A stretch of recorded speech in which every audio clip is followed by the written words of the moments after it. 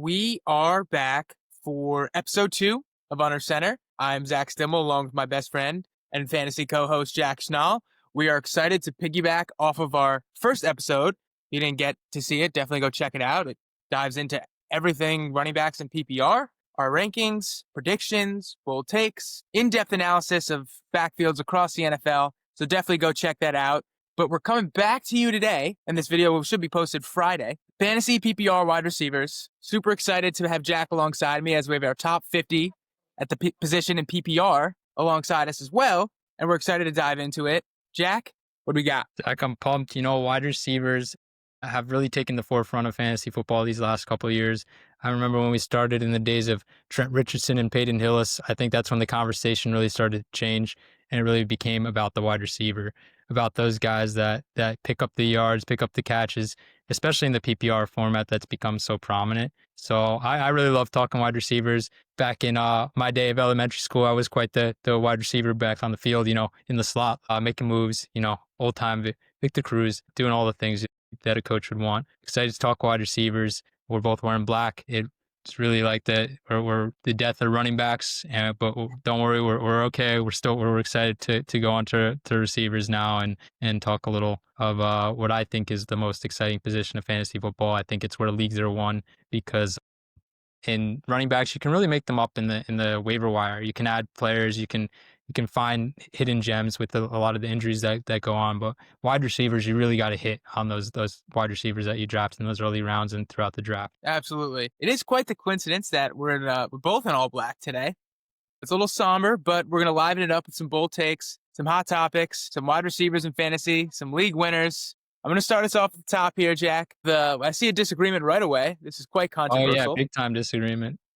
What do we got, Jack? What's going on? I got to take this moment real quick, Zach, to put on my shades right here. These are my business shades, and I only put them on when I'm standing on business. So when I opened up the doc there and saw you as CD Lamb at number 1 and not Jamar Chase, the Triple Crown winner, the beacon of consistency in fantasy football, I almost shit my pants. I was not ready to see CD Lamb at number 1. I mean, he's a great player. I have him at my number 2, so definitely respect CD Lamb. But I think there's a big drop off between 1 and 2. I think Jamar Chase is that damn good. And when CD Lamb has, Dak the hanging sack, Prescott throwing him the ball, I don't think I can put him at number 1. I love CD Lamb, but Jamar Chase is the man, and I don't know how you could see anything different with drafting anyone else with the number 1 slot in your fantasy football league this year. I gotta admit, Jack, I'm a little intimidated with you and the shades and standing on business and bringing up your former wide receiver days, growing up. And I just want to note that it was actually Victor Cruz learned the salsa from Jack. Actually, so Jack actually, when he used to score his 4 or 5 touchdowns a game, would hit a mean salsa and then turn to the cheerleaders and showboat even some more. But with the shades and the all black today, he's really standing on business, and he doesn't agree with my take. But ladies and gentlemen, I'm going to come at you, no shades. But if I had shades, I figuratively put them on. CeeDee Lamb, the top of my wide receiver rankings this year, the wide receiver 1 in PPR in 2025-26. You could just fast forward the season because it's going to happen. That's all I'll take. Last year, CeeDee Lamb proved that he can still be a wide receiver 1 on your fantasy team with a hurt QB. Whoever you put out there, he's going to play through a shoulder injury. He's going to be an absolute dog and still get you 1,200 yards, tons of receptions. But let's go. I know you don't like to look too far into the past, but let's go back and look at 2023. CeeDee Lamb. It's a long time. Maybe he didn't win the Triple Crown, but in 2024, if Dak was healthy, maybe Jamar Chase doesn't win the Triple Crown. Dare I say it. However, he did have a 403 fantasy points, which matches Jamar Chase's output last year, 403 fantasy points. He also had 135 receptions in 2023, which is 8 higher than that of Chase last year. I know Jamar Chase is an elite option, and he's coming off a year where he won the Triple Crown. There's going to be a lot of tension on Jamar Chase this year, even with T. Higgins alongside him, the wide receiver position in Cincinnati. I think CeeDee Lamb is going under the radar here as wide receiver 3 in ESPN. I have him as wide receiver 1, if I didn't make that clear. He's going to have a monster season. I don't understand the Dak slander because Dak is going to sling it. They don't really have anyone at running back. Micah Parsons still unsigned. Defense should be bad. I understand the Cincinnati defense is going to be bad as well, but they're going to be in a lot of high output games, and they didn't stop there. They went out, picked up the phone. Jerry picked up the phone and called Pittsburgh Steelers and picked up a guy who's one of the best deep ball threats, if not the best deep ball threat, contested catcher in George Pickens, to give CeeDee Lamb even more space. The zone buster himself is going to pick up plenty of first downs this year. Plenty of them, yep. Hit that celly. CeeDee Lamb, number 88, which I'll remind you, Jack, is your old football jersey number. So you might want to be on this wavelength with me here. You're going to give me a chance to respond, or you're going to keep talking really slowly and dragging out your point there. So I'll hit you with something real quick. What was last? 2024 or 2023? Just a quick check. 2024 was last. Yeah, and 2023, a lot happens in 2 years. So like a couple of years ago, we had guys like, that aren't relevant in the league anymore coming in the top 10 of fantasy football. Even your Cooper Kupp, who's now being drafted as like our wide receiver 40. So if you look at the offense for Dallas, it's changed so much the last couple of years. They don't have Tony Pollard anymore. I love Jadon Blue, you know that. I also see a bounce back for the Dallas offense, and that's why I have CeeDee Lamb at number 2. He won me a fantasy football title that in 2023 too. He had a stellar end of the year there, awesome playoff performance, and I love CeeDee Lamb. But to not see Jamar as the number 1 option, especially after you saw what he did last year, is absolute blasphemy. And I'm sorry if I channeled my Stephen A right now. Wow.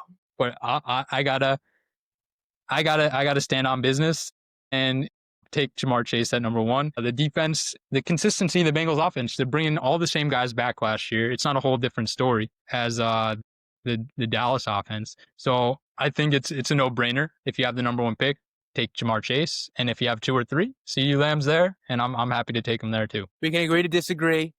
They got Joe Cool in Cincinnati. I got Jack Cool in Under Center, episode 2. Let's keep it rolling here. And I'll take these off because I think we settled it. And I'll to the side. And once another hot take comes up, another ending on business, they'll be there. They'll be keep them close, keep them handy, for sure. Now let's continue the wide receiver 3 in fantasy football, which we both unexcitingly agreed on. Jay Jettas out of Minnesota, Justin Jefferson, another LSU great, along with Jamar Chase. Give me your reasoning behind Justin Jefferson being at 3 on your list. Seems like there's not much to say, but go ahead. Yeah, I was really pulling teeth between Lamb and Justin Jefferson. I love Justin Jefferson. He's been consistent since he got the league, as long as he's not injured. He's a guy to count on, and because of the inconsistent quarterback play, we're not sure what we're getting right now from McCarthy, and we're not sure what this offense is going to look like. And we know Addison's going to be suspended in the beginning of the year. That could be more opportunities for Jefferson. Overall, he's still top 5 guy. I think we both agree on that. I'm drafting him early, but have those guys that we know a lot more about what the offense is going to look like. Even though we don't know as much with CeeDee Lamb as Chase, I'd say Jefferson's the 3 there, and there's room for him to be drafted on number 2. I'm comfortable. That's kind of the tier 1, I'd say. Those 3 guys, I think are far above the next tier we got. I can agree with you there, and let's give a round of applause for the agreement. He did it.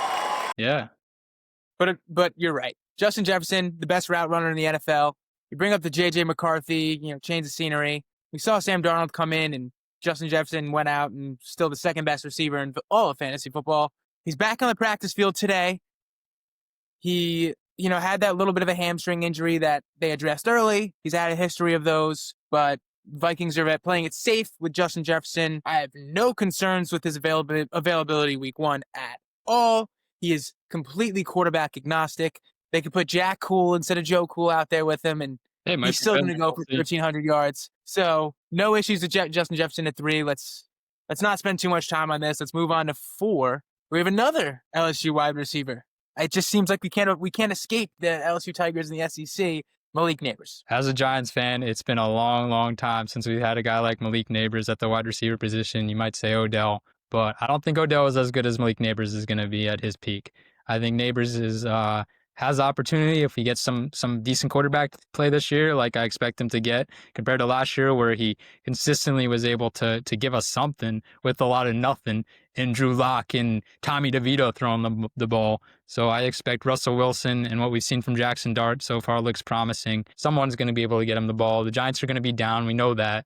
I'm a Giant fan, but I'll be able to admit that the Giants are still going to be down in a bunch of games this year and going to need to be throwing the ball. And I think Russell Wilson has capacity to make Malik Neighbors the number one wide receiver in the league this year. That's why I'm at the top of the next tier. There's a lot of uncertainty with what the Giants offense is going to look like, but Neighbors is the one consistent piece there, and we know he's going to be dominating touches all year. There's not a lot of wide receiver competition, and he's going to have a big showing. Yeah, and these LSU trios, man.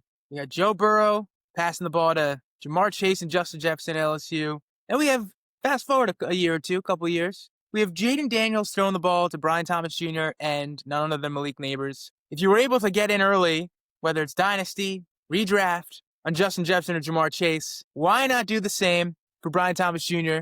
and Malik Neighbors? Malik Neighbors, 22 years old, 6 foot, 200 pounds, had a PPR 6 finish in fantasy his rookie year, which is unheard of, especially if you're wearing blue and playing in East Rutherford. Sorry, Jack. And the talent is just completely off the chart. The athletic ability, the route running, the yards after catch and after contact. He's one of one. He's going to be up there with those guys like Jamar Chase and Justin Jefferson in a couple years. Give me Malik Neighbors all day. You get a veteran quarterback. The quarterback play improves, and he was already a 6th in PPR last year with, Tommy DeVito and Drew Lock, and just he did it in 15 games as well. 274 fantasy points in 15 games. Absolute stud. The game script is going to be there all year. They're going to air it out. Double team doesn't matter. He'll have the double me in Madden 26. We have to monitor the back injuries. A little bit of a back injury, a little bit of a toe, just a little banged up, but I'm not worried about his availability. He's going to go out there and ball. Malik Neighbors, number 4 for under center in PPR for our wide receiver rankings. Coming in at 5, another freak athlete, another guy who can go up there and make a contested catch. Puka Nacua. Back. Talk to me about Puka Nacua and the ultimate bounce back the Rams could potentially have now that they went out and got Devontae Adams and the alleviated pressure Puka Nacua might see this year. Yeah, we haven't seen Puka Nacua. I mean, we've seen him with Cooper Kupp, but Cooper Kupp, has been on and off the field. Nakua's really been the guy there for a while now. And we got some competition now with Devontae Adams, so that should be interesting to see how that affects. Stafford and Adams got that kind of like veteran bond going on. I think Garoppolo's had a good rapport with him too, since Stafford's been out a little bit. So that I don't know. That's why I have Nacua at 6. I think you have him at 5 or 4. Yep. So I love Nacua. I think he's a great talent. He's a guy that is just the type of football player you want on your team. And I think he's going to, the Rams, like last year, they built on something towards the end of last year. I think that it's going to continue into this year as long as Stafford is healthy. And I imagine Nacua is someone I'd still want to get there in that first round there if he's in that mid-range end of first round. Yep, I hear you. And Stafford, you mentioned Stafford. He's also, like Jefferson, back on the practice field today. Sean McVay, head coach of the Los Angeles Rams, said they're taking it day by day with Stafford, but they're excited to have him back at practice. You have Jimmy Garoppolo behind him just in case to kind of help with the floor for Puka Nacua and Devontae Adams. You have a viable backup there in Jimmy Garoppolo, but from looking at Puka Nacua last year, obviously the injuries and then you have the bye, but the second half of last year was vintage Puka Nacua that we saw in his rookie year.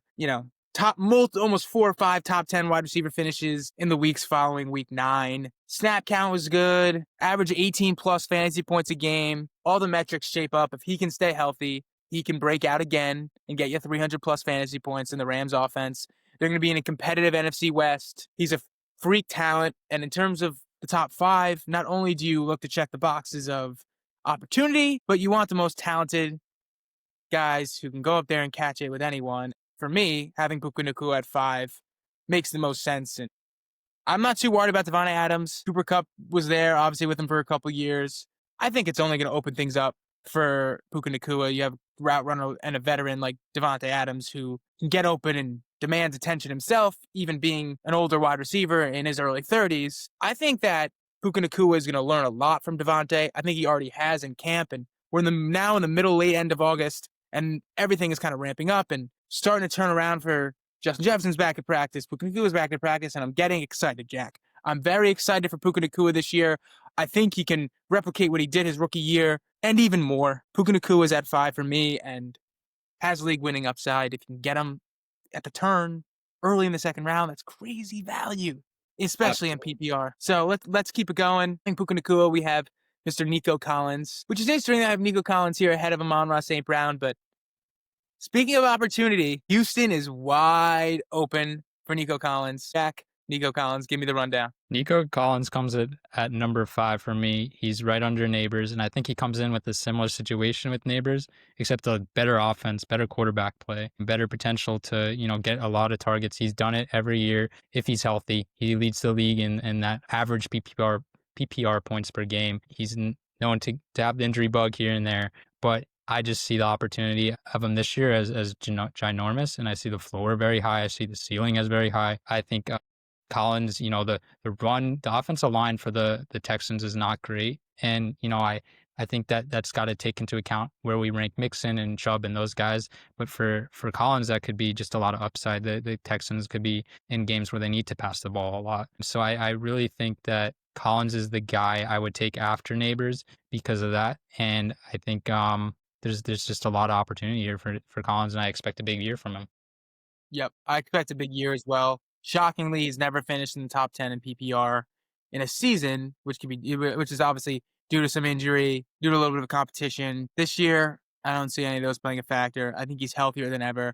I think he's excited to go out there and ball. There's no doubt that CJ Stroud looks his way. He's been the most targeted receiver. He's a guy that can go out there and put up 8 catches, buck 50, touchdown, could take over games, especially against weak defenses in Jacksonville and Tennessee and Indianapolis, weak secondaries as well. I like Nico Collins this year. I have him at 6. I think there's just a little bit of a talent level drop from the top 5 for me. That's kind of my hesitancy, and the injuries a little bit. I don't like to factor injuries a lot, but I've yet to see a top 10 finish in PPR. And a year from now, we could be saying, well, we finished in 6th and 5th in PPR last year, and that is completely put to bed. I'm totally fine with Nico Collins here. But after Nico Collins, we have a guy who's finished top 3 in PPR the Well, last 2 before we seasons. get to, let me also All right. say your guy CeeDee Lamb, number 1 in fantasy last year, 17.6 points per game in PPR. Nico Collins, 17.6 PPR was his average last year as well. So these guys are putting up similar stats. Obviously, the quarterback play for Dallas was not the same last year. That's why we have CD up higher. But Nico Collins is able to put it up with the best of them. And no Stephon Diggs is near, no Tank Dell. The offense is going to go through him. Yep. That's just pure opportunity right there. That's why he's so high on our rankings. But don't compare him to CeeDee Lamb yet. Not yet. Not yet. But Same moving last. on, Amon-Ra St. Brown, two top 3 PPR finishes in a row that Jack and I refuse to put him in the top 3 or the top 5 for that matter. Why is that? We're a little down on Amon-Ra St. Brown. Maybe just because we're bored how consistent he is. But at the end of the day, he's still a top 7 option, Jack. Give me the rundown. I think with Brown, it's like you said, a little out of boredom, a little bit because that offense is so crowded. And what we saw last year was a really weak defense towards the end of the year. And I expect, Hutchinson's going to be back, and the defense is going to be a little more up to par this year, and they're maybe not going to be passing the ball as much as they did last year. I don't like to take that too much into account, but I think the other options on the team, there's getting a lot of hype from Williams. Maybe he's not even the top guy on his team anymore. I mean, I think he's the PPR threat. He's the guy who's going to get the most catches this year, clearly. And they got Gibbs there. They got Montgomery. They got Laporta, who didn't have a big year last year. I expect to bounce back a little bit this year as well. So that's like my little hesitation with Brown, but obviously he's in that top tier too. And those guys I want to draft, any of those guys are like after those top running backs, Neighbors to Brown or even our next guy as well, are guys I want to take before another running back even comes off the board. So I have him again as a top 10 guy. I have him automatically in that first round for sure. Yeah, and none of these guys are bad picks. I just think it's important to take into account that this isn't where you're going to win or you lose your league. Like we've talked about 7 wide receivers now that not one of them is a bad pick. I think with drafting in fantasy, it's not necessarily about who to stay away from and who to draft. That's kind of what people like to look at. For me, it's I'll draft any of these guys. Yeah, we're lower on Amon-Ra St. Brown than someone else might be, but I'm in leagues where I have Amon-Ra St. Brown. That's just because I draft with value. So I draft, if Amon-Ra St. Brown is falling to the end of the first round or the top of the second round, it's a no-brainer, right? This, for reasons we've just said, offense is really good. Yeah, it's a little crowded, but you know you're going to get. All these guys are draftable, and it's important to note that we're not, just because we're saying we have hesitancy with someone doesn't mean we're not drafting them ourselves. These guys still hold significant value. This is just kind of our rankings coming to the season, how we see things projecting and playing out. Jack, you bring up a good point.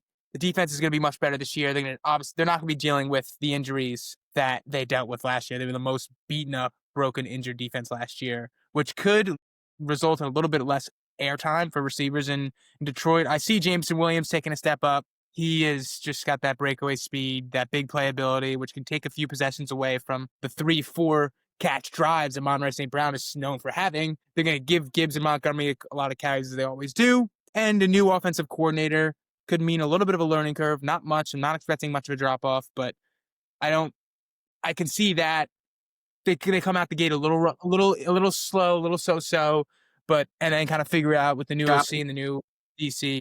Monterey St. Brown, I'm not gonna talk too poorly about him. Again, 2 top 3 finishes at the position. PPR merchant. Moving on, we have Brian Thomas Jr. finished 4th in PPR in his rookie season. 4th for Brian Thomas Jr., 6th for Malik Neighbors, and they're so young. They were both in what were supposed to be horrible offenses. They still got it done. Brian Thomas is interesting though, because the Jags went out and got another receiver, DB and receiver. Sorry, Yeah, is Travis he a Hunter. receiver? That's the question. I do think he is a receiver, predominantly receiver. I agree. I think that they're gonna utilize Hunter on defense in certain situational aspects of third man coverage, or it's 3rd and long, and kind of use him in press coverage mostly. Not really in zone, not really, kind of snaps here throughout the game, but he will be on the field as a wide receiver 75% of it. Brian Thomas Jr. is still going to return plenty of value. We still see him being a top option, but it's important to take that in consideration that there's another receiver there that Trevor Lawrence is going to go to. Right, Jack? I'm not taking it into consideration too much. I still have him. I have him as the last guy in that second tier of wide receivers. I'm that high on Thomas, where I just think he was that impressive last year, especially towards the end of last year. We didn't have Trevor Lawrence even passing him the ball. That's impressive what he was able to do, especially in the fantasy football playoffs last year. He definitely helped some people win their leagues for sure. I think he's just that talented of guy. And if you're going to draft for fun, like that's what I like to do in fantasy football. Have some fun with it too, right? So pair Neighbors up with Brian Thomas Jr. That would be a pretty sick combination there. Get Daniels in the 4th round. How fun would that Why be? not? Why not? It'd be a ton of fun. I'm sure it was a ton of fun for someone who had Joe Burrow, Justin Jefferson, and Jamar Chase as well one year.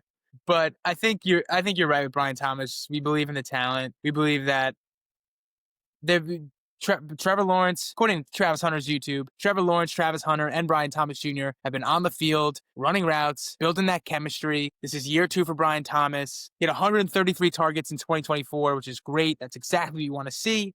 But he only caught 87 of them. I think that they are going to, the T-Law to Brian Thomas Jr. connection is going to be way more efficient this year. Is going to be much stronger. 87 out of 133. I could see it being 100 out of 133 this year. He's super fast. Air yards, red zone threat, the ultimate package in Brian Thomas Jr. We have him here behind Amon-Ra St. Brown at 8. Yeah, with Moving Thomas on. Jr., I'd say there's so much opportunity there. What he did last year, and especially like the opportunity to get a better quarterback play, not play the toughest competition as well, and maybe have some attention off of him with Hunter out there. I mean, there's only upside for Thomas, and I see a lot of potential for him to have a bigger year or a similar year to last year. There's not a lot that I like about that run game we discussed in the first video.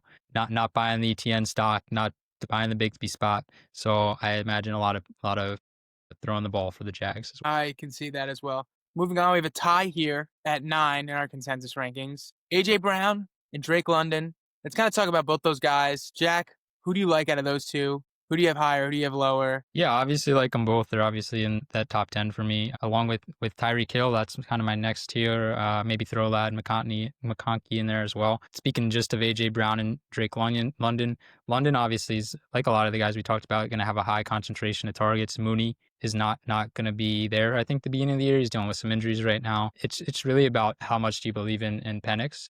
I think they're going to rely heavy on the run game to at least start the year. I don't see the full potential of Penix to be like a top tier quarterback in the league. So that really depends where you put London too. I think he's gonna do a lot of good stuff. I think he's worth that early round second in draft capital, but I'm skeptical compared to you, who I think you have him at like 8 ahead of Brian Thomas Jr., which I think is a bold take. So I'd love to hear your thoughts on that.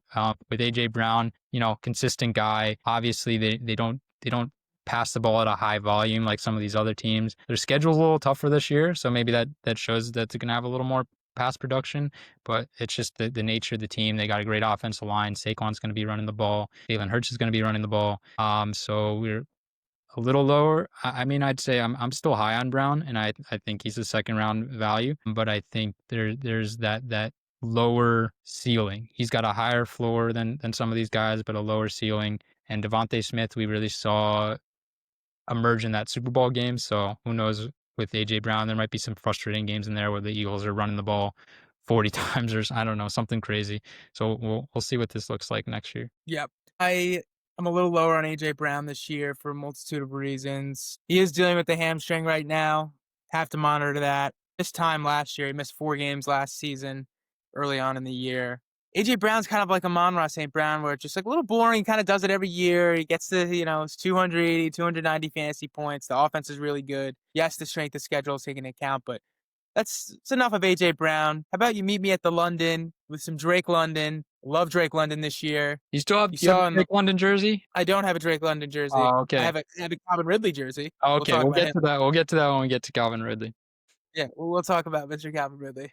Yeah, Drake London, PPR 5 last year, which was stellar season for the 24-year-old out of USC. Had a 40-point game with Michael Penix at quarterback. He had an 18-target game with Michael Penix at quarterback, and that's in the limited reps they had together. I can't wait to see what the reps, all the reps they put in the offseason at camp kind of show us. Yes, they're going to lean on Bijan Robinson because he's Bijan Robinson and he's a freak talent, but Drake London is a freak talent as well, and he is the clear wide receiver one in this offense that I see emerging and getting better. I see them taking over the NFC South, excuse me, for the years to come. I believe Michael Penix will be viable. He looks his way already, which is the one thing you ask yourself when you're talking about a receiver in fantasy is when you're dealing with a quarterback change is, well, is he going to pass it to my guy? And the answer we saw last year, the end of last year is, well, absolutely. 18 targets in one game, 16, 10, 8, 13, 18 targets, within the games with Michael Penix there. 100% snap count. Like this guy's on the field every snap. He's up there as a route runner. One route, I believe against the Eagles, against Darius Slay early on, and when Cousins was quarterback in the Atlanta Falcons, shook him, got to the sticks. I believe in Drake London. I think even 8 could be too low. I could see him being in the Nico Collins range, in the Puka Nacua range, in the Malik Neighbors name range. Why not? He finishes wide receiver 5 last year. They have a first-round quarterback they believe in, who already looks his way, starting for them. I'm poised for more Drake London. I love Drake London here. I love him more than AJ Brown. AJ Brown's a little bit getting a little bit older. Injuries are starting to pop up. I hate hamstrings for wide receivers. So give me Drake London this year. When Drake London originally came in the league, I was a little concerned that some of that Kyle Pitts juju might spread to him, but we've seen some good things from him, especially last year. It was a great year. So I'm not as high as you are, but I definitely like London. And if you're not in front of me in the draft, maybe I'll take him. Yeah, well, you better not take him if you're in front of me. We're gonna have problems. Might have But to do that for yeah, no Kyle Pitts issues. 9 receiving touchdowns last year. That means he touched paint in the end zone 9 times. Kyle Pitts has never done that. So let's move on. After Drake London, we have someone who we're very high on. We kind of hinted at this. It's a little bit of a common belief now as time's going on here, and we've seen what he's done in his career. And we hinted at this when we spoke about Devon Achane in our running backs video, but the Dolphins offense as a whole, we have Tyreek Hill, then Lad McConkey, then Jackson Smith-Njigba in this next kind of tier, Jack. Highlight those 3 guys for me. Talk to me about Mr. Cheetah and the Dolphins offense. I love these guys. Yeah, these are great couple guys here, especially the value you're getting at Tyreek Hill right now. Let's see, where's he going? ESPN, he's the 12th ranked wide receiver. We have him a little higher than that, but Hill is had a bad year last year. Obviously, the circumstances of the injury, and I just believe in him to have a bounce back. I think he just has too much talent, too much speed, not to have some production this year and be viable in fantasy. Obviously, there's a lot of upside. So if you're going to win your fantasy football draft, take some upside. You can maybe even get him in the end of second round, third round this year, which is crazy compared to where he's been the past couple of years. So I think that alone is what is so positive and encouraging to me. More about the value you could get for Tyreek Hill right now, and in terms of Lad McConkey, Jackson Smith, and Jibiga, JSN, they're both young I was just guys. reading it. Yeah, a little difficulty there. I had a little difficulty. That's a tough one. Yeah, say that 3 times fast. It might not work for you. You're not the only one. It's all good. So McConkey, I think, they brought in Keenan Allen. I still think McConkey is the guy there, obviously. I don't think Keenan's going to disrupt his value too much. They got some interesting weapons there that they could spread their ball around a little bit more than last year. Not relying on Quentin Johnson as much for, what do you have, like 10 touchdowns last year or something crazy. McConkey is just going to be Herbert's guy in a high octane offense, and an offense I expect to be on the top end of the league this year compared to where they were maybe last year or the year before. So I think compared to some of these other guys, I think he's closer to the guys in front of him that we've talked about than the guys behind him. And then for JSN, I love the talent. I'm a little worried about Sam Darnold throwing him the ball. I think there's not too much I'm worried about with Cooper Kupp and some of the rookies they got there. I think JSN is a good slot guy who's gonna have a lot of opportunity this year. I'm just worried about Sam Darnold and what that's gonna look like in the Seattle offense that I feel like is gonna run the ball a lot as well. Yep, I like it. I agree with. I mean, I agree with you there. Tyreek Hill. If we take, I mean, this is hard to do, but if we take last year and we put a big X through it and completely erase it from our memory because it was just a disaster all around for the Miami Dolphins, Tyreek Hill has finished as the second best wide receiver in fantasy football 2 years in a row in Miami. So elite ceiling. If you just take last year and say that won't happen again, and sometimes it's fun to do that. Not going to completely ignore it. He did finish as the 18th best receiver last year. Failed to eclipse the 1,000-yard receiving mark, which is the first time in a couple years. You don't like to see that, but there was a lot of drama in Miami that played a part in that. And I see Tua kind of coming back and right away looking to get him the ball and keep him level-headed throughout the season and bought in. And everyone knows, it's no secret, that the Dolphins are going to do anything in the AFC. They're going to make any noise in the AFC. Number 10 has to get the ball. He has to be happy. He has to be pleased with what the offense is doing.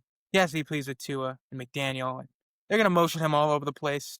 They're going to look to get him quick touches. I can't really see a world where he's not a top 12 wide receiver on someone's rankings. It's Tyreek Hill. These guys like Devontae Adams and these other veteran receivers are in like the early teens. Well, then Tyreek Hill needs to be in like the top 12. So that's my stance on Tyreek Hill. He's got extreme upside, which you have to take into consideration just what he's done. And you got to cross your fingers and hope that he's going up still and not down and bounces back from last year rather than continues on that path. He is a little bit older, but I still like the value here with Tyreek Hill. Lad McConkey, shockingly, finished as the 13th best PPR receiver last year. Well, kind of having him here, we have him at 12. I can't have him much higher than that, especially they went out and got Keenan Allen, who's going to draw some targets. Keenan Allen had about 700-800 yards receiving last year in the Chicago offense. He's going to be a factor. He loves playing for the Chargers. It shouldn't affect Lad McConkey too much as he's going to be in the slot. Justin Herbert liked to look his way. 2 or 3 top 10 finishes in fantasy on a weekly basis last year. I can see that going up. 7 receiving touchdowns. I can see that maybe even going up as the Chargers offense gets better. I wasn't pleased to see in terms of Lad McConkey that they went out and drafted a guy in Omarion Hampton after losing J.K. Dobbins to the Denver Broncos this offseason. This is a run-first offense. Yes, they have Justin Herbert. He's their guy, but they are going to run the ball. So that kind of caps McConkey's ceiling in my eyes. He had elite games last year. He had an elite season last year as a rookie, but I just don't know how much higher it can really go from there. And he finished 13th in PPR. So I can't really see him breaking the top 10. I can't really see him in conversations with Drake London, Brian Thomas, and Nico Collins, like these alpha ones, right? And I'm not discriminating on Lad McConkey because, he's a smaller wide receiver. It's just the foundation of what his offense, the truth about what his offense really is. They get a veteran receiver. The season, looking at what he had last year, the growth is capped a little bit in my opinion. It's not going to get much better than where he finished last year. But again, he had a good year last year, so definitely draft him at kind of his current ADP, but I wouldn't reach on him, in my opinion. Moving on, I didn't talk much about JSN. I'm not as concerned about Sam Darnold as you are. I do think JSN has the intangibles and the get open ability to kind of counteract that. And he finished in the top 10 in PPR last year with Geno Smith. Sam Darnold, if anything, is kind of just like a lateral move. I think he's a similar talent level quarterback as Geno Smith. DK Metcalf is not there anymore. It's a lot of targets that are going to open up for JSN. I'm fine with JSN here. as a solid high end wide receiver two in fantasy. Speaking of wide receiver twos, we move on to our next kind of tier here. T. Higgins, Garrett Wilson, Devontae Adams, and Marvin Harrison Jr. What name stands out to you there, Jack? Who are you looking to draft more out of those guys and why? Yeah, that's a tough one. I'd say this little group here, I'm not as aggressive on. I think there's a little bit of step down there. Obviously, T. Higgins, 18 point, is it 5 fantasy points per game last year, and 40 in week 17. We all know how valuable week 17 is. I had to face him in one league, and it was a big reason I lost my championship there. T. Higgins, I got a personal grudge a little bit to T. Higgins, and I'm a little frustrated with him. But Jamar Chase being there opens up the field tremendously for him. It's going to be a top 5 offense. Defense is not very good. They're going to be passing the ball a lot, so he'd be my first name off the board there. I think I have him lower than most consensus rankings, but I have him higher than those other guys we talked about. Garrett Wilson, no Justin Fields. I mean, Justin Fields is there, but nothing else. Nothing else is really around Garrett Wilson in terms of receiving threats besides the running back room there. So he's going to get a high concentration of targets. Fields does not look good. The Jets are a little concerned. That's the mummer. The whispers around, the little fingers talking in the Jets training camp, talking about how we don't really trust Justin Fields as much as we thought we could. So we'll see about that with Garrett Wilson. It might be a little frustrating. We saw Garrett Wilson when Aaron Rodgers got hurt, and that was a very frustrating years for fantasy owners. Luckily, where you getting him, wide receiver 15. I could see him reaching that a little more, but I do think his ceiling is capped because of that Fields throwing him the ball. But he's obviously going to get a lot of targets, and that matters a lot for PPR. Devontae Adams is getting up there in age.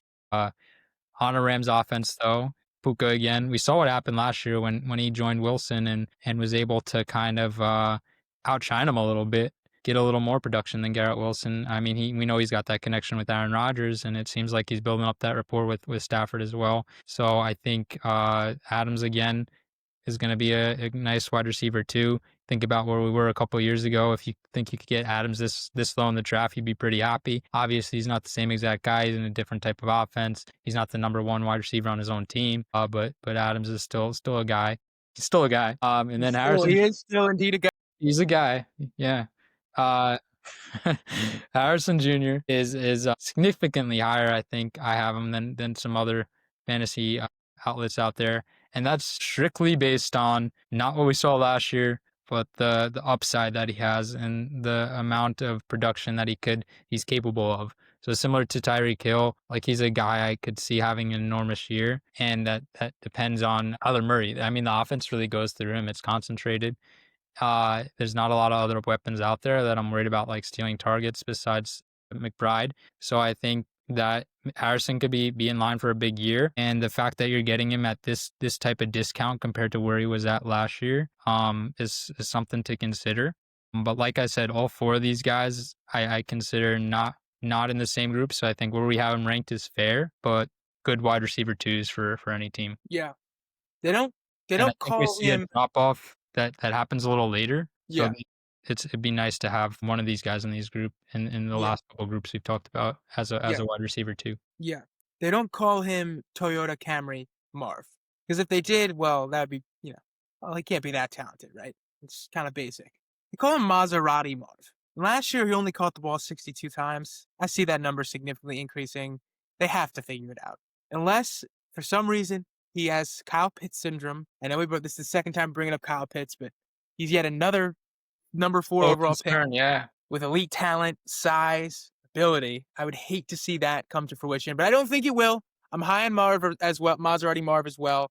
He had 116 targets last year, only brought in 62 of them. I think the chemistry is going to be a lot better this year between Kyler and Marvin Harrison, and they're going to have to look to get him the ball. They really have nothing else besides Marvin Harrison and Trey McBride. They're going to be receiving a bulk of the targets. I think the offense as a whole is going to be very pass heavy going into this year. He was taken at the end of the first round, top of the second round last year, and the discount you're getting on him this year, I just can't pass it up. I believe in the talent so much that I have to roll the dice here. And we're gonna roll the dice here with Marvin Harrison Jr. and hope for the best. Hope that the efficiency takes an uptick because all the other numbers are there. He's doing it in the red zone. 8 touchdowns in his rookie year isn't terrible. They just got to figure out how to get him the ball. down in Arizona. There's really no way around it. And we were saying the same thing about Kyle Pitts and Arthur Smith in Atlanta. Get this guy the ball. You will not regret it. Don't make me pull my hair out every week if I have him. That would suck. Moving on, we spoke about Devontae Adams being, I think, 31 years old this year for the Rams. He's a guy, like you said. He's indeed a guy. He is a But he guy. does more than just be a guy. He can catch the ball in the end zone. He did it last year in New York on a shitty offense. He's going to play a role in the Rams offense. I don't see it diminishing Puka Nacua, but he's a valuable wide receiver too. Matt Stafford will look his way. They're going to have a connection like every veteran quarterback does with Devontae Adams. Every year we kind of want to knock him down, scratch and claw and find a reason to take him later and later, but he always returns the value from where he's at. So I'm not going to be too fearful of Devontae. I'm not necessarily reaching on him, but wide receiver 16, 17, 18, there's no problem there with grabbing a guy like Devontae Adams. Garrett Once, Wilson, once, once the guy, now a guy. So just consider that when you draft Devontae Adams. Once the guy, now a guy. the versus the eyes. It's quite the change. But yeah, Garrett Wilson, T. Higgins. 12, I think he had 10 touchdowns in 12 games last year. That's elite red zone efficiency. I could see that getting dialed back a little bit. That's, 27 touchdowns between him and Chase alone. It's a lot of touchdowns. I know that they're going to pass the ball a lot, but T. Higgins, I'm not completely sold yet. He had big games towards the end of the season last year, but I would much rather wait a couple picks and take a flyer on Marvin Harrison. T. Higgins has missed time most seasons, has been in the NFL. He on and off injury prone. When healthy, he's elite. He's a good wide receiver too, but I would much rather these wide receiver ones in their offenses, like Marvin Harrison, even looking down the list a little bit, Terry McLaurin, which we'll talk about, Cortland Sutton. I just think that 10 touchdowns in 12 games, that pace is hard to replicate. But if anyone could do it, I guess T. Higgins can. Garrett Wilson, Justin Fields is not going to be the most efficient passer. He finished as the 10th best wide receiver in PPR last year with Aaron Rodgers, but the accuracy and the passing for Garrett Wilson is going to take a hit this year. They're going to run the ball a lot between Brees and Braylon Allen. Even when this team is going to be down 14 points, their identity of what they're going to do isn't going to change that much. They might still be running the ball, much to the discontent and frustration of New York Jets fans in New York and New Jersey. They're going to run the ball a lot, so it's hard to see. I feel like Garrett Wilson's ceiling here is like wide receiver 10, so putting in equity at wide receiver 15 where he's being drafted is fine. 17 in ESPN, it's fine. But a little hesitancy in terms of the volume of passing. You saw that in Pittsburgh last year with a guy like George Pickens. It's like every time they looked his way, he came down with it, but it felt like he was getting one target every 2 series. And that's just not enough volume to be a wide receiver 1 in fantasy football or even an elite wide receiver 2. So that scares me a bit. Given the offensive structure there. Let's talk about Terry McLaurin. Terry McLaurin has been a headline throughout the offseason with the contract negotiation. They activated him. He's going to start practicing. I know I'm a Commanders fan myself, but I'm not too worried about, bias aside, I'm not too worried about Terry McLaurin. There's going to be a deal that gets done. He's just way too important to the team. They're not going to let him go. It's mid-August right now. They have time to get a deal and a structure in place. He wants to be there. His teammates want him there. He had a great season last year. They need him there. They can't rely. Deebo Samuel can't be their wide receiver 1. Terry McLaurin, I'm not worried in the slightest. I'm a little scared of Scary Terry. I'm a little hesitant of Scary Terry. Okay. I think there's a little to worry about there with the amount of touchdowns he last year, the lack of reps this off season. I think we don't know if Jaden Daniels can replicate what he did last year. And he's He the can. ball though. He for sure can. Don't you Yeah. worry about JD. I'm not worried about that either. I just think with Scary Terry, obviously he's not at a year like that really, where I'm not sure the Commanders have had a quarterback like Daniel, so that plays a big part. So we'll see. I'm still waiting. I think there's more known like consistent quantities that we can draft ahead of him. So the spots that he's drafted right now, maybe he's not as high as I think he is.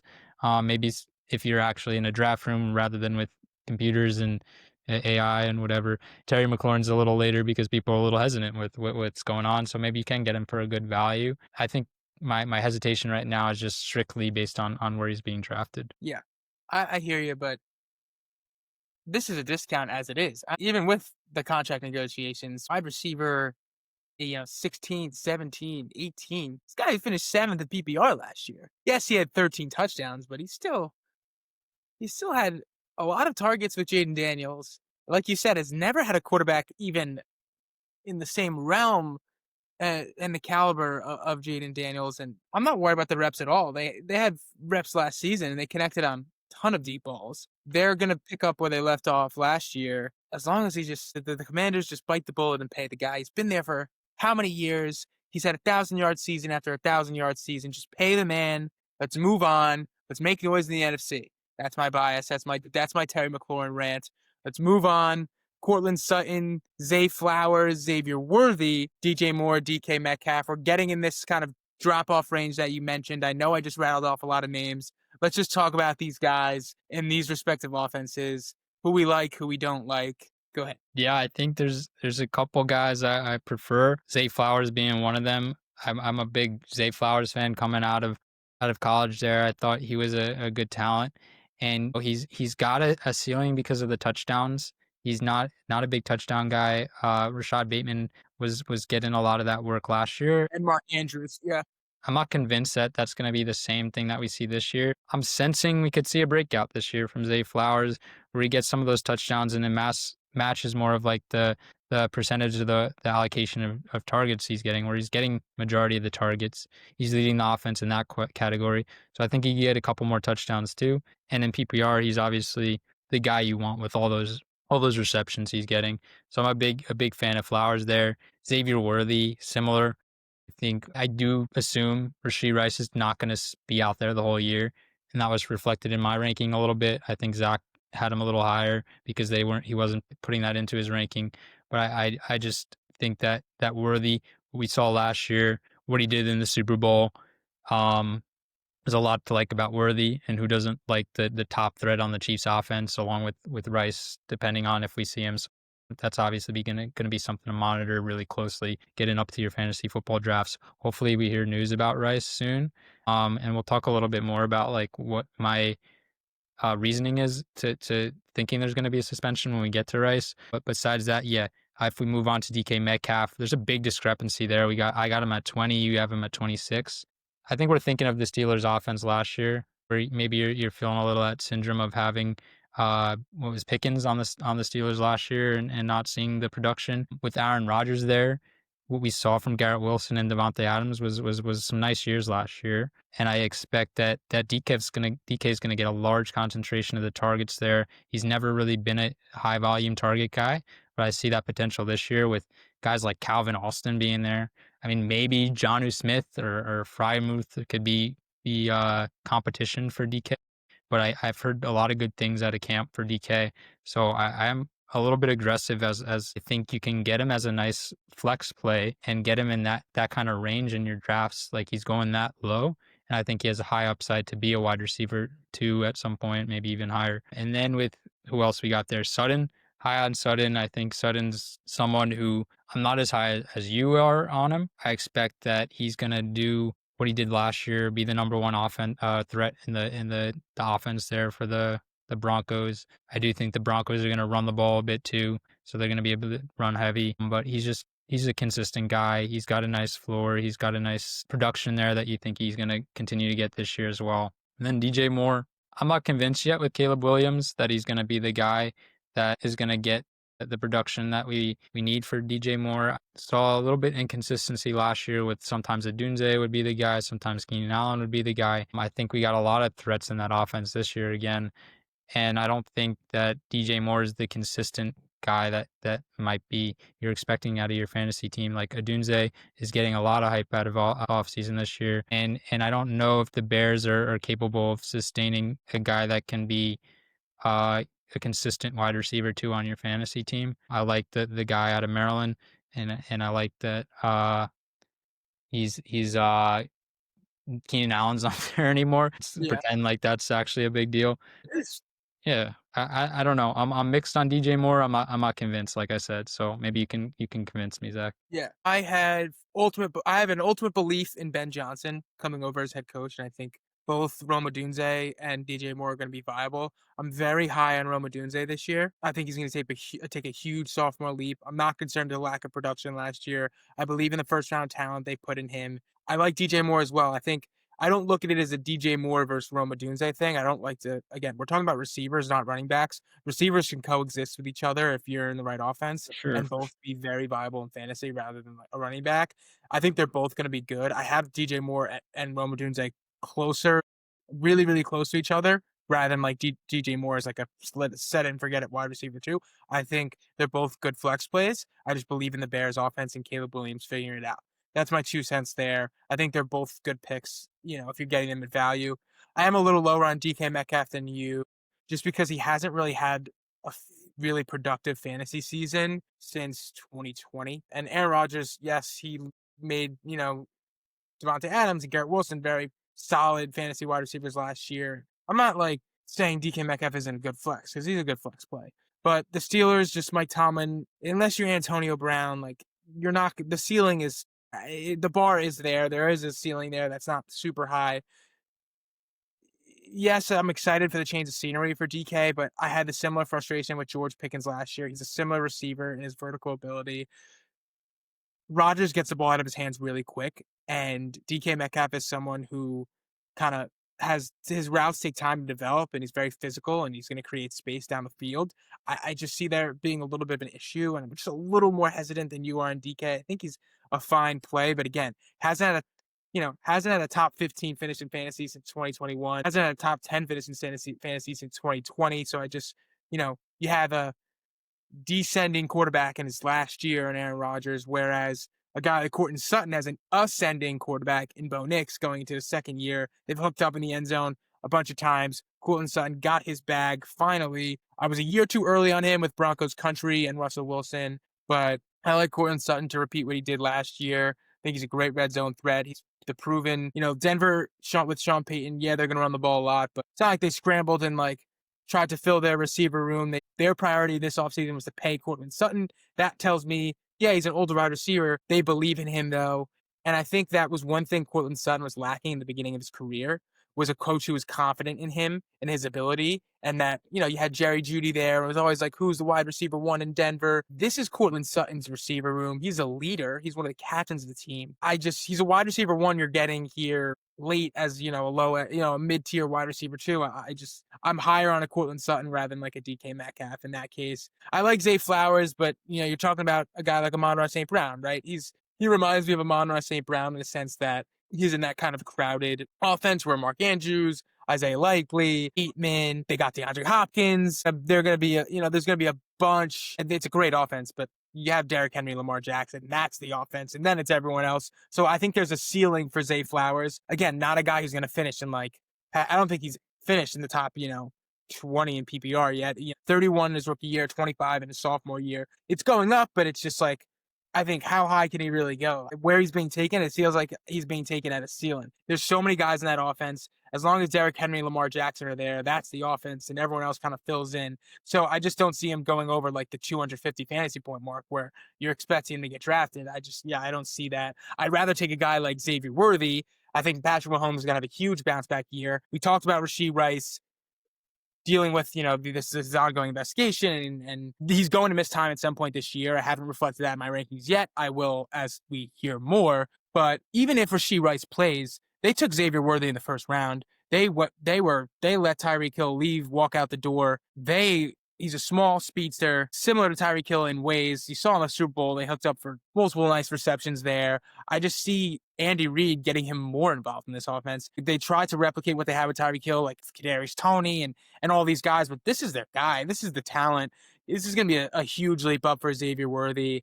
Patrick Mahomes, not in the 99 club in Madden, was the 96 overall. That angered him a lot. He's going to bounce back this year. Threw a lot of interceptions last year. The turnover number is going to go down. He's going to throw for 30-plus touchdowns this year. You can stack Mahomes with Xavier Worthy. I am all in on Xavier Worthy right there with Mahomes. Moving on, a couple more wide receiver ones. Mike Evans in Tampa Bay, aging wide receiver. Calvin Ridley now going to be in year one with Cam Ward. That's something we definitely keep an eye on. We spoke about Rashee Rice. We don't really have to talk much there. And then we have Devontae Smith, Jalen Waddle, and another guy I think we need to talk about in this show is Tetsiora McMillan. He had a little bit of an injury pop up, but speaking about wide receiver ones, you're getting a value later here in the draft. This is someone that could really come on the scene with Bryce Young, who's starting to figure it out, who figured it out towards the end of last year.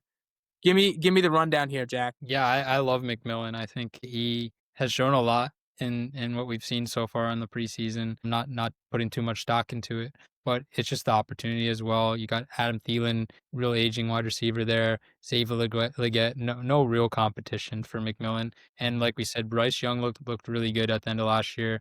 So I expect McMillan to have a big year as well. So I'm I'm okay with drafting him significantly higher than where he's going in most drafts, ahead of some of those guys we mentioned. Even though I might have him a little later in the rankings there, I'm okay with taking that risk. Like sometimes you see a guy and you feel like get a good feeling about him, and sometimes you gotta take that over like the pure metrics. Yeah. And then Waddle Smith seemed pretty similar to me, similar category of guy. Uh, the second fiddle to a more dominant wide receiver. Both had big years before, and I think both can have big years again. It's just about how much for Smith, how much are the Eagles going to pass the ball, or Waddle, who's going to stay healthy. So both guys, I see a decent opportunity because they're the second wide receiver. Maybe they have a lower ceiling, or maybe they have but they both have decent floors as talented guys as well. And then Rice, like I said, the suspension is he's either going to get suspended for he's going to accept the NFL suspension for I heard like they proposed 10 games or something like that. Maybe Yeah. they'll be able to agree I to think something.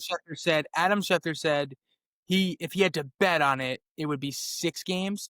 Yeah, that's 4 to 6 games is kind of where I'm taking to account right now. But the real tricky thing is we might not see him even get suspended till the fourth week where he has that appearance where he's gonna Yeah. do the appeal or whatever is gonna happen with NFL offices. So we'll see with Rice, but I think he's a really talented wide receiver. If he didn't have the suspension, he'd be way up in my rankings, probably above Xavier Worthy because of how talented of a guy he is. He's also coming back from an injury, so that's nothing to not consider there. But obviously the suspension concerns is a big factor there.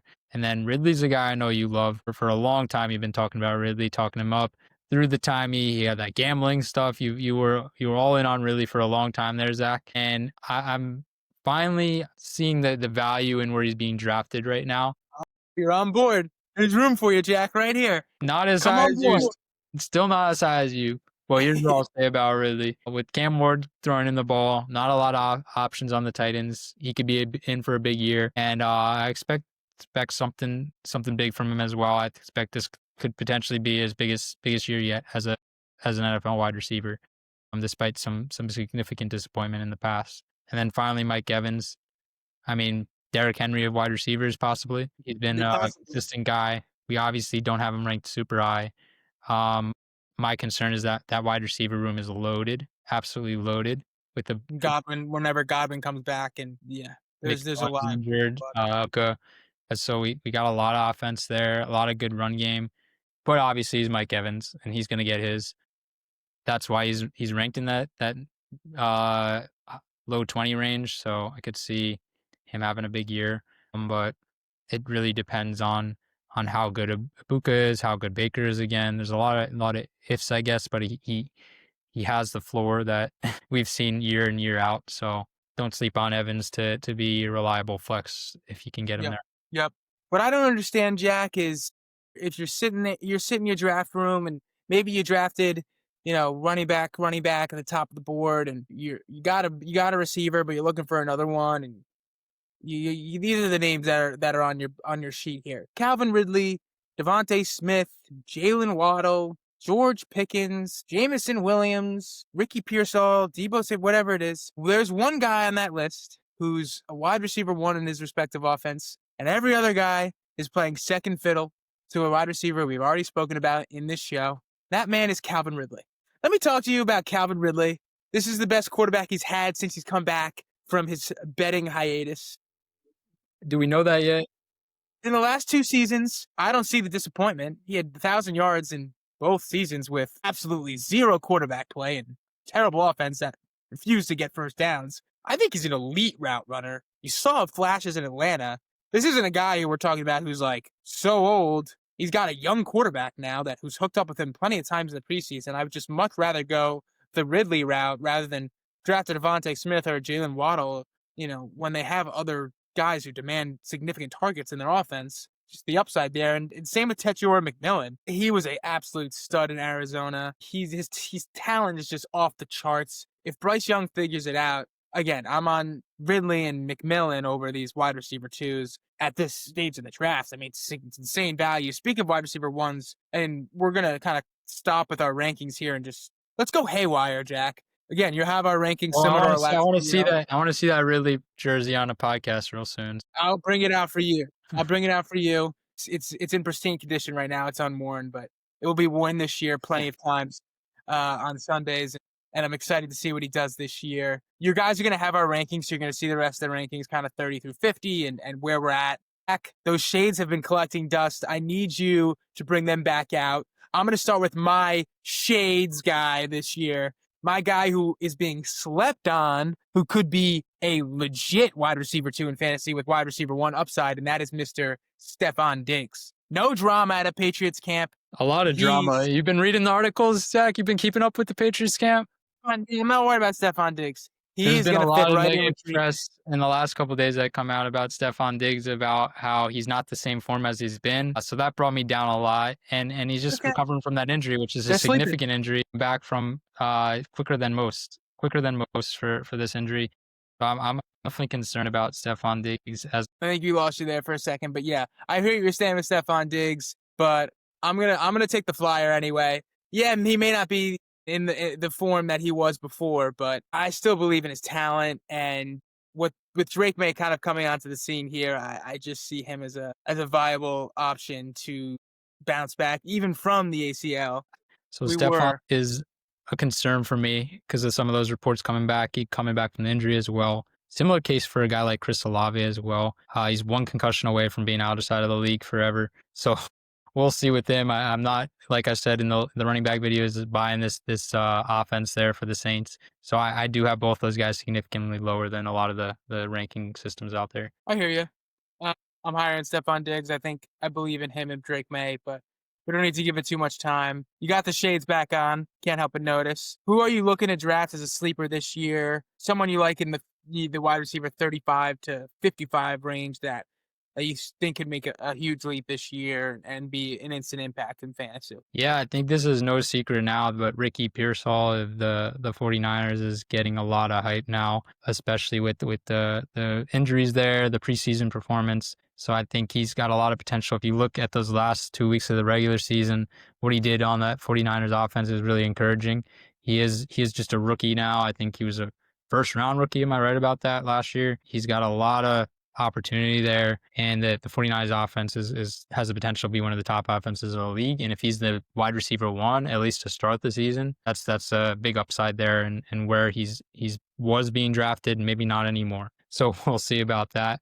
I think we should talk some rookies quickly, if that works for you. That works. Let's talk rookies. Yeah, so we have Hunter. Who else? Matthew Golden, Ibuka. We also got a guy named Higgins, McMillan. Yeah, so all those guys are guys I would consider drafting. I love my rookie wide receivers. There's a lot of upside there, especially when you look at where they're getting drafted and some of those guys around them. We know what they are versus these guys we don't know what they are. Is there one that kind of stands out for you, Zach? Yeah, it's a young man out of Tampa Bay, Emeka Egbuka, elite route runner already. I think the extra years at Ohio State really will make his transition in the NFL much easier. His teammates are calling him professional, the ultimate professional already. Baker Mayfield was extremely productive and efficient last year, and with Godwin missing time, I could see Egbuka stepping right into that role. And let's not forget, Chris Godwin last year was a top fantasy option until he got hurt. So I could see Egbuka being a really big impact guy for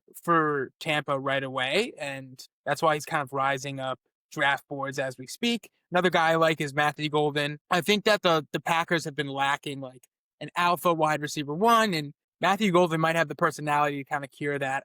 They do have Jaden Reed, Christian Watson, Romeo Dobbs, Dontavian Wicks. Like, they have the same guys they had last year, but this guy can come in, and they're raving about him and his ability. And I think that if you can get a little bit of the Packers offense this late in drafts, why not? And just speaking about rookies in general, if you look at last year, the rookie wide receiver performance was just truly up the charts.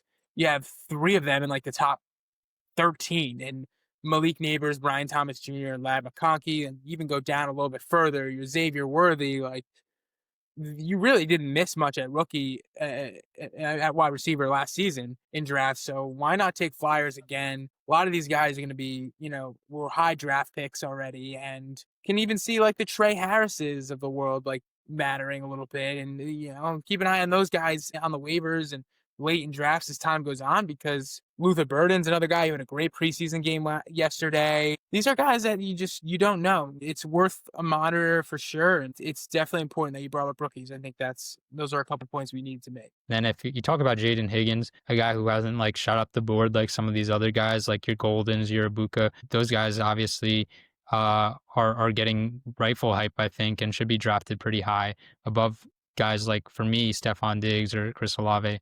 But with Higgins and being in that two wide receiver set, I have him above Christian Kirk, and I see a lot of potential in the Texans offense to maybe bounce back a little bit. We've seen a lot of production from wide receivers there. So we'll see, but I think he's a flyer that's worth taking. And then in addition, some rookie wide receivers we didn't talk about is guy Jalen Royals. So if Rashid Rice gets injured and we're monitoring, is suspended, then that's a guy I really want to draft out of the Chiefs.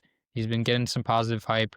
Hollywood Brown's never healthy. So we'll see about if Jalen Royals could be a contributor off the bench there. And then finally, I'd like to talk about some guy named Keon Coleman, who is basically coming into this year like a rookie. He is getting, I think, the wide receiver one type of upside right now, and is the type of guy that on the Bills offense, they don't have a lot of competition there. If there's one guy I'm taking a late round flyer on, he could have a lot of potential to do something special this year. And he showed flashes last year, and maybe that's what we see again this year. Just a couple big plays here and there. But I think there's a lot of potential there with Keon Coleman. Yeah, And then I also agree. I agree. quickly flash back to Ibuka. He's gonna be a guy you can start week one right now with both those guys, those McMillan and Godwin being out. So that brings up a lot of stuff as well. And then Golden, the same thing there. You got your Jaden Reed, your Christian Watson, all banged up. I think Romeo Dobbs is a little banged up as well. So those guys are never healthy. So rookie wide receivers again in those late rounds, I'm valuing them highly. I agree with you there, and there's a lot more to come here with receivers. Jack and I can go on and on and on with guys we like and maybe don't like as much, but we will wrap it up here. This is episode 2 of Under Center. We got to most of what we wanted to talk about, and we're always here if you guys have any questions. There are a lot of receivers on this list that we didn't talk about, kind of towards like the 40s in totality. Hit us up with anything. This is episode 2. Episode 3 is going to also come out, which is we're going to cover quarterbacks and tight ends and those one slotted positions for you guys. And we have a little special episode also in the near future, kind of before the season, that we're gonna have for you guys as well. So keep an eye out for that. We appreciate it as always. If you didn't check out our running backs video, definitely listen to that and listen to this as well. Have our rankings up while we talk about them. And yeah, we really appreciate it. Jack, you got anything to say? Yeah, like I said to start the podcast, drafting wide receivers is essential. Not every year you're gonna get a Puka Nacua that you can pick up in free agency. So like I said, get it right. Hopefully we gave you some insight today. And until next time, we're gonna have some fun on the next couple podcasts, like Zach said. And excited to continue on this journey with you, Zach. And I'll put on some glasses to Yep. take us away Yep. as I stand on I need to keep my that ground right now.